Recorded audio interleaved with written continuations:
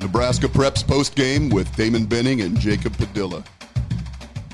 That's the big voice guy. He lets us know it is good to go. That's my main man, JP. I like to call him JP. Sometimes I just call him Jacob, but they both work. Sometimes people confuse JP with his brother, but he's carving his own way as one of the best in the business. Good after mid-morning. Yeah, we're not quite to noon yet as we record, but it's brunch time, right? My favorite. It's in the top two. I do like brunch. I'm a big brunch guy. I get a lot of combinations, man. So how are things? Pretty good. Coming off a very busy weekend. Yeah, things are good on the volleyball front, at least. Yeah, they look explosive, don't they? Yeah, they still got a lot of things to figure out, which is a nice problem to have for a coach returning as much as he did. Yeah, going to get Nicklin back here pretty soon, hopefully. Hopefully, yeah. And must be nice to have that kind of depth. Right, you're talking about multiple setter. Like, he's got some versatility. Yeah, you got two captains and two top 70 recruits sitting on the bench in street clothes, not playing, and yet you're still able to kind of roll out as many players as he did. Yeah. Those two matches. So. Must be rough. Good on Coach Cook. We'll stay away from the other game that I watched last weekend. Yeah. So do you call what you do, you're doing quadruple, triple dipping? Some people double dip. You had high school, you had college football, you had college basketball or college volleyball. Like, enough hours in the day or just a few? I added high school volleyball last night as well. So let's call that the old quadruple. You hit the foursome. My favorite time of year is when basketball, football, and volleyball all overlap. Those days are always fun. Yeah, so stay tuned in about 2 months. That will be that guy. I've been coming off a telling week or not so much. Kind of the usual suspect. Millard South doing their thing. Bellevue West kind of doing their thing. West Side holding serve in a game that even surprised me being on the staff a little bit, and how that game played out. But there were a couple of surprises, and to the good, at least in my opinion. What'd you make of Southeast and Omaha North, where North had the early lead, led through into the third quarter, and looked good doing so. Obviously, we're prepping for them this week, so I've watched them a ton on film. Yeah. Better than you thought at Omaha North, or still feeling their way along at Lincoln Southeast? Yeah, well, I think we talked about it with North. Like, these OPS schools are wild cards, and each of them have some individual talent, and if they could find the depth on kind of surrounding those guys, then they have a chance to be in that mix all season long this year. And I think it was an impressive showing by Omaha North. And you have to think they're only going to get better as the season goes on after they kind of get back into the grind of getting better week to week. And now that they've kind of faced that, I don't know. I went to Bell West Burke and I talked to Coach Romanji there, and he had said he only had 3 players with varsity experience. 3. That was it. Yeah. So I don't know what those numbers are like for North, but to come out after a year away and play right there with one of the best teams in the state, I think that's an impressive showing for them. Yeah. Speaking of which, going to Omaha Burke, I was actually pretty impressed with that first half. I know some people want to kind of detract from Bellevue West, but I would probably give Burke a little more credit than I would kind of thumbing my nose up at Bellevue West. I thought Burke hung in there, especially in the first half, and there were times where they actually looked more than capable from a competitiveness standpoint. Oh, yeah, and I talked to I said Coach Romanji after the game kind of wrote about just some of the challenges they're facing coming back. And again, you mentioned 3 varsity players. That's it. You're starting 2 freshmen, including one on the lines. And Bell. Yeah. Yep. Cameron Bell. Yep. Cameron Bell. And I thought they showed some resolve early on. They fought back because you come out the gates right away. Their first drive, bad snap, incomplete pass, dropped pass, and then a snap through the end zone for a safety. So you're down 9-0 right out the gates. And they did a good job of kind of settling in after that, and they hit a 54-yard bomb over the top to Trey Starks. He belongs. Yeah. Trey Starks is a really good player. He was one of the guys that I walked away from that football game feeling pretty good about in terms of his upward trajectory. He's a good football player. Yeah, and then they fell behind 23 to whatever, and then came back and got it down to 23-14. And so you're kind of feeling good right there, and then it slipped away from them after that. But still, to have a couple of things that went wrong early on, and to be able to kind of stay in that game early, it shows some fight there. They weren't able to sustain, and that's going to be and Coach Ramondi said toughness is kind of the thing that they're focused on coming out of here, being able to play a full game. It's been a long time since they did that. I thought Cooper showed some resolve at the quarterback spot, right? There were times in that first half I actually thought he was the best quarterback on the field. He had some really nice runs and scrambles, made some big plays. He had a couple big throws, found Echternak, tight end, for a really nice gain. Again, we mentioned Starks hitting him over the top. Ended up only completing about 50% of his passes, somewhere in that range. But he made some nice plays. And again, it's kind of going up against a tough defense, running for his life at times with that defensive front, getting after him. He definitely impressed as well. So Starks, Echternak, I thought showed a little bit. Starks and Caskey, that's a pretty good, I think, little group there to start with. Yeah, it's interesting too, because for all the gaudy stats Bellevue West put up defensively a couple of years ago en route to that state title, this defense this year is more than capable of answering the dinner bell. I like their personnel. They got a chance to be really good defensively for all the hoopla on offense with the dual threat at quarterback with Johansson and Kalen and LJ and Davion Hall and Caden Helms and Mike O'Reilly, and it just goes on and on. Defensively, they got a chance to be a good football team. Yeah, they got difference makers at every level. And a lot of those guys were really good players last year that kind of played against even better players that were seniors last year. Now those guys move on, and these guys going into their senior year, now it's their turn to kind of be the stars, to be the leaders on that defense, and I think a lot of those guys are ready for it. Didn't get a chance to watch Papio and Papio South on Huddle. It sounds as though Papio tried to do their best to not hang on and win that game. They've got an interesting one this week as they face Omaha Creighton Prep, who I think for them the key will be finding an identity. Who do they want to be on offense? I think defensively they got a chance to be a pretty good football team. Offensively is where I think they have to find who they are. I'd start by handing the football off. Yeah. They are really good in the backfield. Mr. Brown can really tote the mail. Yeah, Charmar Brown. And again, we talked about they've got some big linemen up front, so you would think that has to be their bread and butter. Breaking in a new quarterback, trying to figure some things out there. Obviously, they lost some talented receivers on the outside last year. Between Alex Bullock, one of the best in the state, and then A.J. Rolland as an option at tight end. So, yeah, like you said, they got to find that identity. They've got to be able to make that the strength of their team. They've got the personnel for it. Now they just have to go out and execute it and call it that way. Yeah, Central, another team in OPS that I think is a wild card. They've got a great one this week, and we'll get to that in the previews. But if we're recapping, pretty impressive.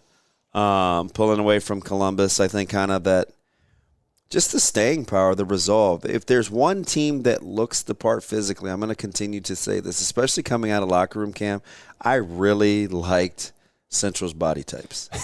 They look like they belong. Imagine trying to tackle Jaden Bullion. Isn't he something? He is a monster. And, people forget, there are some that would lead you to believe when he was younger that he was a better basketball player than he was a football player. Then he started to grow a little bit and kind of develop more of that football body. He had 147 yards, 4 touchdowns, and then you add in Page, quarterback, Page and the quarterback. That kind of three-headed monster there. Obviously, you still got Lloyd as a weapon on the outside as well. So they've got some explosive options on offense there, and they can really run the ball. Yeah, they've got a huge one this week against Gretna, where Zane Flores coming off a fantastic performance offensively. You had the stats, 20 and 29, took really good care of the football. Man, is he a more than competent quarterback. Yeah, and they pulled out 21-13 win against Lincoln Southwest in week one. Obviously, we talked about how much they lost last year. I think they're still trying to kind of figure out who those guys are going to be. They've got Mick Huber back at running back, but they got to find new guys on the outside for Flores to target. And about 70% of his passes complete in the first week. That's kind of what he does. Now let's see if they can kind of open things up a little bit more this week, and because they're going to have to score some points playing up against Central this week based on what we saw. It was only week one, but has a chance to be even better than they thought. Let me give you 4 choices. North Platte, Bennington, Central, Millard South. Of those 4, who do you kind of get the sense? Now, Millard South it's hard to gauge because Millard North got rolled over early, but that offensive line for Millard South, if they're remotely good, that's a different football team. Yeah. Not to throw in a leading question because, Central could make the case. Do what you will with Bennington. That's going to be a really good football team. Who of those 4, who are you watching to see if they can make good again? Speaking of that, Millard South, Christian Nash, 187 yards and 3 touchdowns on 7 carries. Yeah, so I watched that close, right? That was the Thursday night game. And Millard South's ability to scheme Millard North into running the football was astounding. You could see it almost pre-snap where, okay, they're in bunch over here. They're playing man. There's only 6 in the box. He's working with 1 free defender. This could be a house call, and lo and behold, they were house calls. And that's kind of what the hallmark of their offense was last year, just guys that can break off big runs. Obviously, T.J. Urban was a big part of that, but Christian Nash, I think, is ready for a bigger role this year, and it showed in that first week. And but I think I'm looking forward to seeing how North Platte handles this week, coming off that Aurora win, going to a Fremont team that picked up a win in week one that has some good players over there. Kind of see if they can keep that rolling against a Class A team here. It was an impressive win against Aurora in week one, but we'll kind of see how both those teams play out the next couple of weeks. I'll go with Bennington, though, as the answer to your question. 45-20 against a GI Northwest team that we thought had a chance to be pretty good. They were in everybody's top 5-6 in Class B. I think they sent a message loud and clear. Well, and you mentioned even injuries there. At Bird stepping in at quarterback, he wasn't even the one that was originally going to Trey Bird this week, the brother. Wasn't even going to be the starting quarterback initially until injuries hit, and he stepped in and led an offense to put up 45 points. And you just look at some like Caden Bloom, 156 yards on 3 catches. It's good football 2 touchdowns. It's a good football player. That's a pretty efficient day. Just getting started, too, by the way. Yeah. It's a good football player. Well, so it started there, but how about the leading rusher in week one, at least among the teams that reported? Dylan Mostick, 25 carries for 355 yards and 5 touchdowns. No, I don't care who you're playing against. Those are big boy numbers. Those are big boy numbers. I'm curious. I'll stay in B here just for a second because it's kind of an intriguing matchup. Now, this game just may as well be 10-9. It's kind of the feel it gets, but Waverly and Scott this week, is that the marquee matchup for you in Class B? I think so, just based on what Waverly brought back, what Scott is as a program, and kind of what you expect from that team.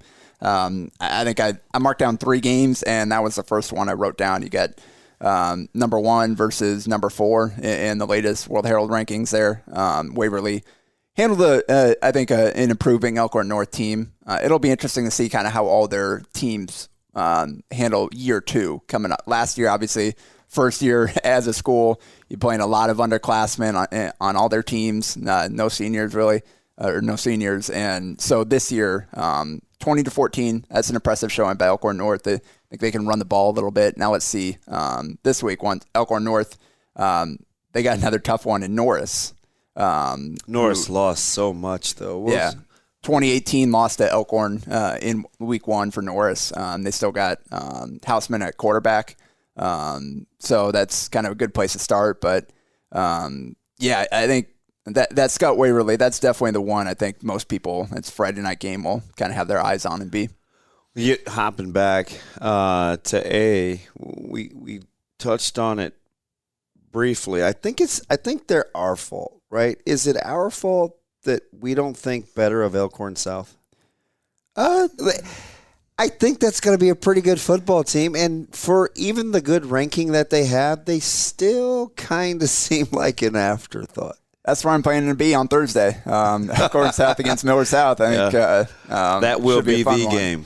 Yeah, and we'll see. I think 35-21, kind of a methodical win for Elkhorn South in week 1 against Millard West. Didn't necessarily blow them away, but Millard West, again, is a quality program when healthy. That's, I think, quality 1-0 start. You kind of got the first game under your belt. You kind of have a feel for the new guys filling in there, and now rolling into week 2. Elkhorn South has to probably feel like they won't let one get away last year against Millard South, where they were seemingly in control of that game until late, ended up losing 17-14. But that was a game in which I watched. Yeah, we were both there, where you got the sense that Elkhorn South seemed to be the better team, but couldn't. They didn't have Urbon. I mean, that was kind of the difference, right? Where just a guy making plays late. Stenger had the great clutch catch. That one should be extremely physical. Where are you setting the over-under on rushing yards in that game between the two teams? It'll be high, right? I mean, especially compared to balls via the air. Yeah. Right? There will be a ton of ground and pound. We'll see if Millard South's offensive line can continue to improve. Was last week more of a Millard North thing, or will that be the way that they're capable of playing? M6 is a big boy in the middle that they're going to have to deal with. Yes, he is. And they've got Mr. Noonan and Coy Wilkie. And that front 7 for Elkhorn South is pretty good. But that's not to be outdone, right? We've got Elkhorn South, Millard South with the top 4 matchup. You've got Omaha North and Omaha West Side, which for me is a little scary just because obviously emotions rev high, right? Having spent 9 years at Omaha North, I know this team very, very well, but the fact that North hadn't played for a year. They came out of the gates and had the good, strong first half. I think they're learning how to put 4 quarters together. Usually you make the most progress from week 1 to week 2. Omaha West Side coming off the win against Omaha Prep, in which I don't feel like we played particularly well. I know the kids don't feel like they played particularly well. The rest of the staff doesn't feel like they played particularly well. So plenty of room for growth in that one. What are you looking forward to outside of the emotions that will be revving really, really high for this one? Well, yeah, like you said, kind of making that leap from week 1 to week 2. For North, coming off a year of not playing. For West Side, you got a lot of young guys playing, stepping up. So I think Colby Brown in his second start there, kind of how does he do kind of running the show, being steady in the backfield, making the plays he needs to, and then how well can they get the running game. You mentioned that you guys didn't have quite as much success on the ground as you were hoping to heading into that game. So that's something to build off for sure. Obviously, with Dom Rizak, one of the best in the state, that's a good place to start. Now you just got to execute a little bit better and be able to do what you want to do. And not to be outdone by Omaha Central and Gretna, right? I mean, something has really got to give in that one. The size and power of Omaha Central and kind of the pinpoint accuracy and attention to detail from Gretna. Central's secondary will be tested if they don't get pressure on Mr. Flores. Yeah, and that's the key.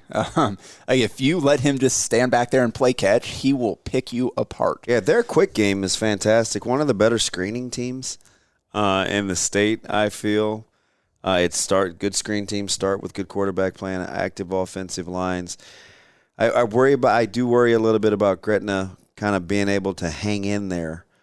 That's a big, strong front that they'll be seeing from Omaha Central.